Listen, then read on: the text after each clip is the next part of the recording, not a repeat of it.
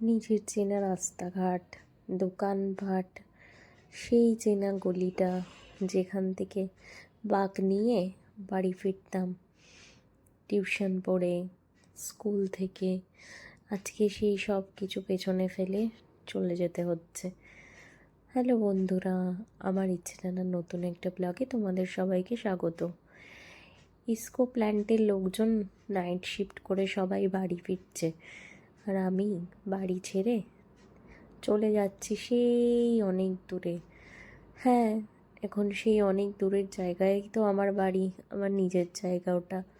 কিন্তু যাই হোক, নিজের বাড়ির টানটা না কোনো দিনও ভোলা যায় না। নিজের বাড়ির এই রাস্তাঘাট সব কিছুই কোনো দিনও যেন মনের থেকে মুছে যায় না। যতবার এখানে আসি না, ফেরার টাইমটা খুব কষ্টের হয়। বাড়ি যাব ওটা একটা আনন্দই আলাদা, কিন্তু যেদিন ফেরার সময় আসে সেই কষ্টটা ভাগ করে নেওয়ার মতো আর কেউ থাকে না।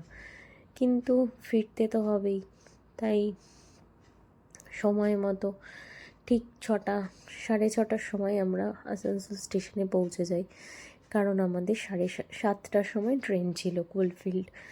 তো ওয়েট করছিলাম, ভাই আমাদেরকে ছাড়তে এসেছিল। ট্রেনও ঠিক টাইমলি চলে আসে, আমরা উঠে পড়ি ট্রেনে। মন তো প্রচণ্ড খারাপই হওয়ার কথা, স্বাভাবিক ব্যাপার।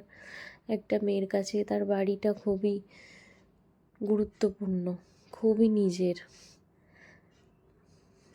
কি আর বলি, এইভাবেই এগিয়ে যেতে হবে আমাদের।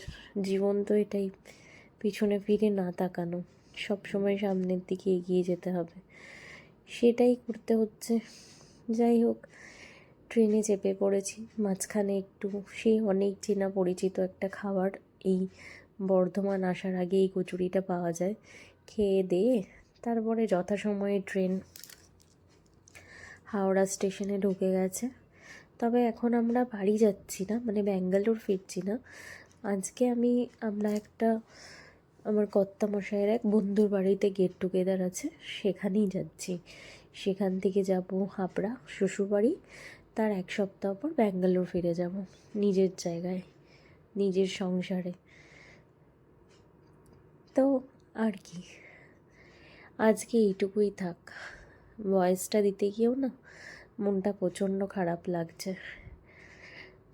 চোখের পলকে ফেলতে না ফেলতেই যেন এই 20টা দিন কেটে গেছে, বুঝতেও পারিনি। আসবো কত আনন্দ ছিল মনের মধ্যে, সব কিছু হঠাৎ করেই যেন শেষ হয়ে গেল। আবার একটা বছরের অপেক্ষা,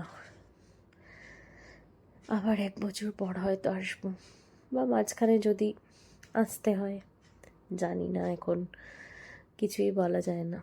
তো যাই হোক, আজকে ছোট্ট একটা ব্লগ, মন খারাপের ব্লগ, এখানেই শেয়ার করলাম। টাটা।